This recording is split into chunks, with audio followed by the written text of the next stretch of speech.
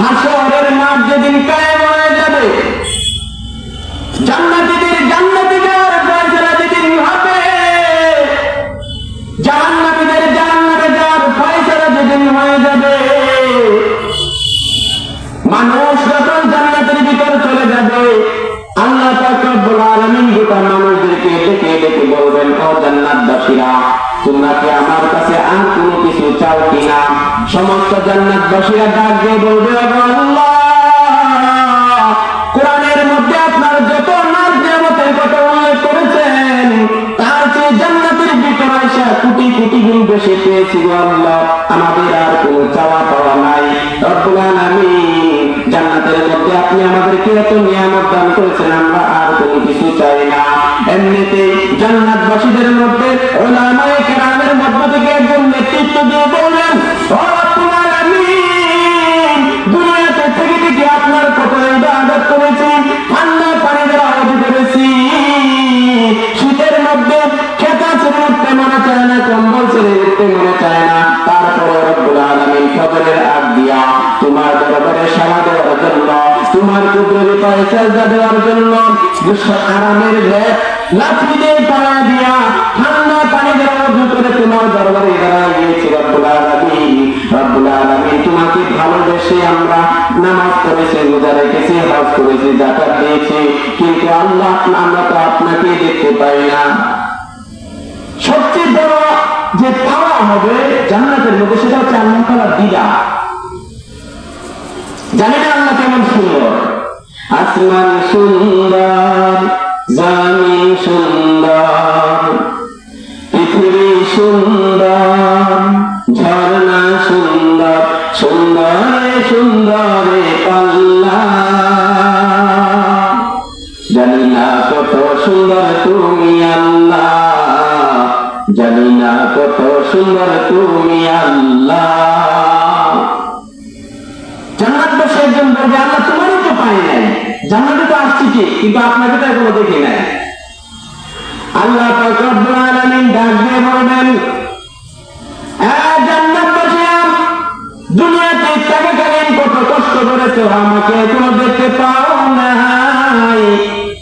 আল্লাহ পাক ওই জান্নাতের মধ্যে এমন একটা মাহফিলের আয়োজন করবেন, কনফারেন্স করবেন আল্লাহ তাআলা, জান্নাতের মধ্যে একটা মাহফিলের আয়োজন করবেন। জান্নাতের মধ্যে সভাপতি থাকবে, জান্নাতের মধ্যে বিশেষ বক্তাও থাকবে, জান্নাতের মধ্যে প্রধান বক্তা থাকবে। ওই দিনের মাহফিলটা হবে ভিন্ন রকম।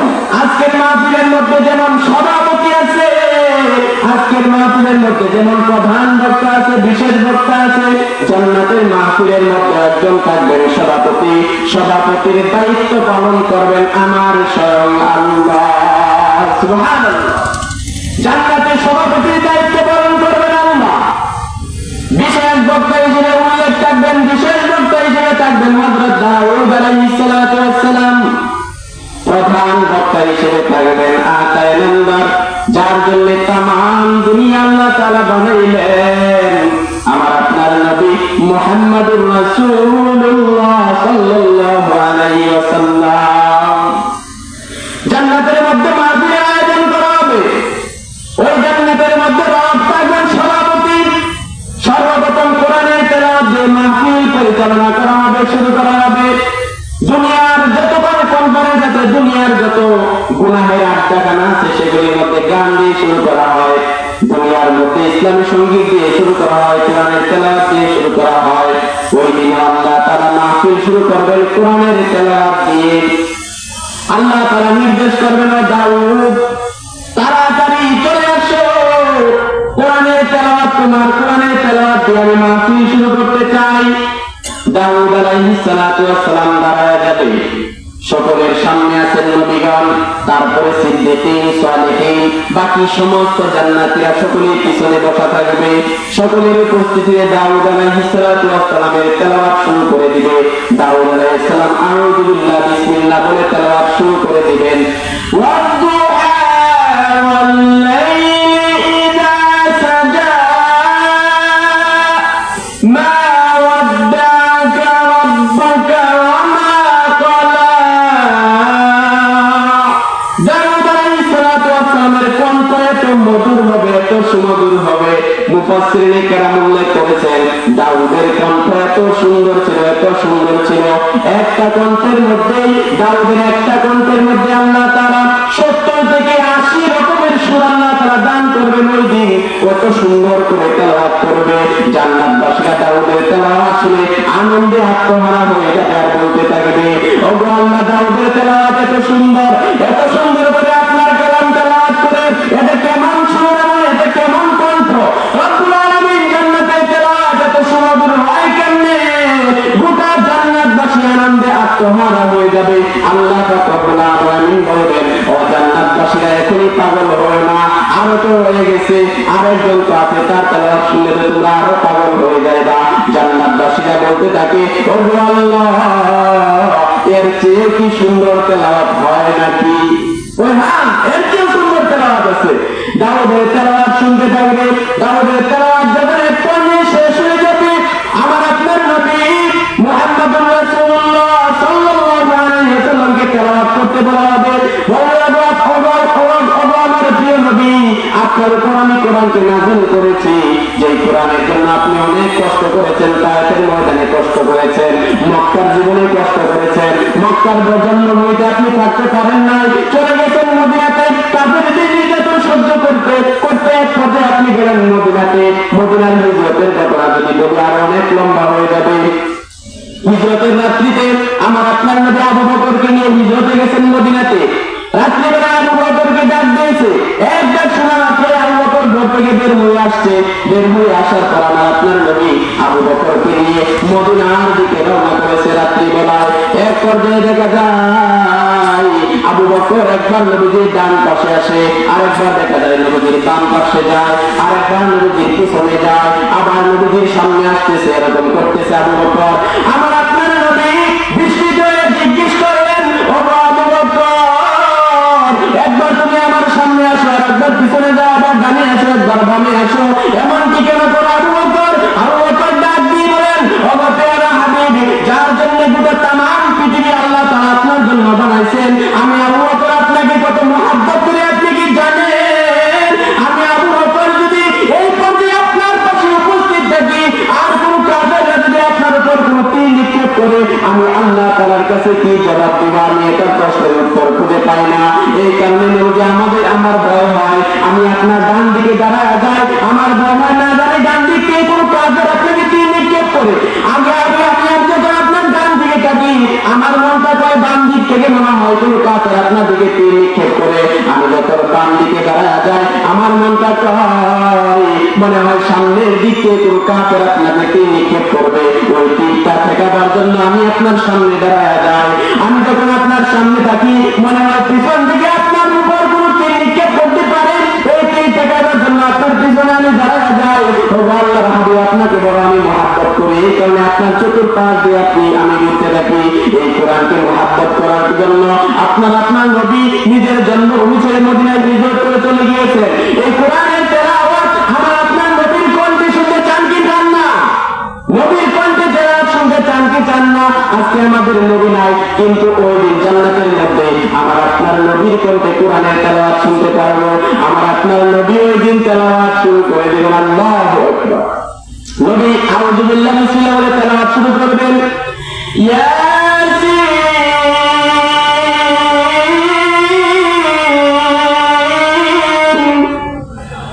ওয়াল কুরআনিল হাকীম।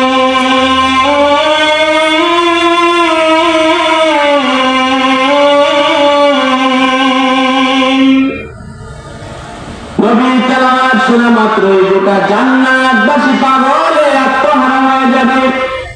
বলবে, আল্লাহ, এত সুন্দর তেলাওয়াত জীবনে আর কোনদিন শুনি নাই। জান্নাতবাসীরা পাগলে আত্মহারা হয়ে যাবে, এত সুন্দর তেলাওয়াত কোন সময় শুনি নাই। আল্লাহ পাক ডাক দিয়ে বলবে, জান্নাতবাসীরা, যার উপর আমি কোরআন তেলাওয়াত করেছি, এত সময় তোমরা তার কণ্ঠে তেলাওয়াত শুনেছো। যে আল্লাহ কোরআন নাযিল করেছে, তার কণ্ঠে কি তোমরা তেলাওয়াত শুনতে চাও না? আমি আল্লাহ কোরআন তেলাওয়াত করতেছি, আমার কণ্ঠে কি কোরআন তেলাওয়াত শুনবা না? আল্লাহ, ওই যে আল্লাহ তাআলা নিজে জান্নাতবাসীদেরকে কোরআন তেলাওয়াত করে শোনাবেন। আল্লাহু আকবার, আল্লাহ তাআলা নিজে তেলাওয়াত করে শোনাবে। কোন সূরা? এই সূরাতুল আর-রহমান, যে সূরা আমি আপনাদের সঙ্গে তেলাওয়াত করেছি কয়েকটা আয়াত। কিন্তু ওই দিন সূরা আর-রহমান আল্লাহ তাআলা জান্নাতবাসীকে তেলাওয়াত করে শোনাবে, কিন্তু একটু ব্যতিক্রম শোনাবে। আজকে আমরা পড়ি আর-রহমান, আল্লামাল কোরআন, খলাকাল ইনসান, আল্লামাহুল বায়ান। কিন্তু ওই দিন আল্লাহ তাআলা কিভাবে করবেন? আনার রহমান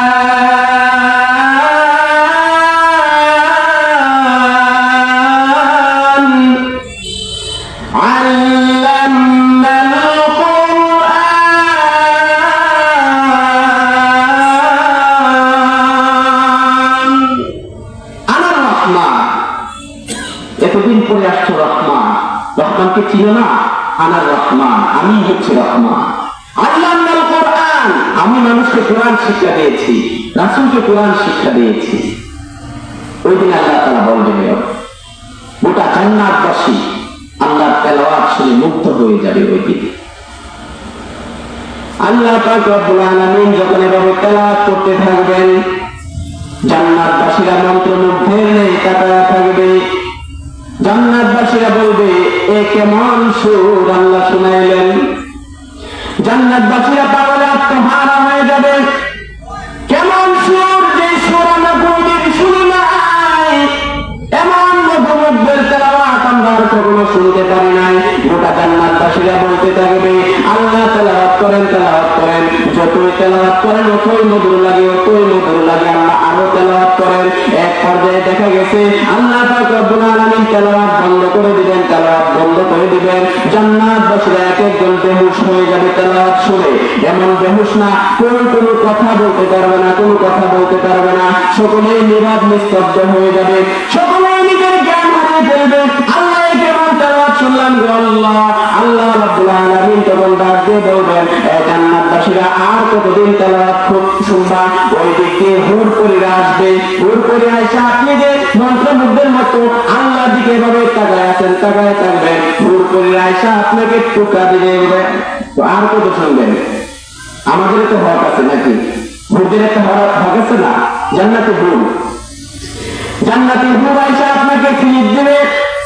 আল্লাহকে ফিরিয়ে দিয়ে বলবেন, আল্লাহ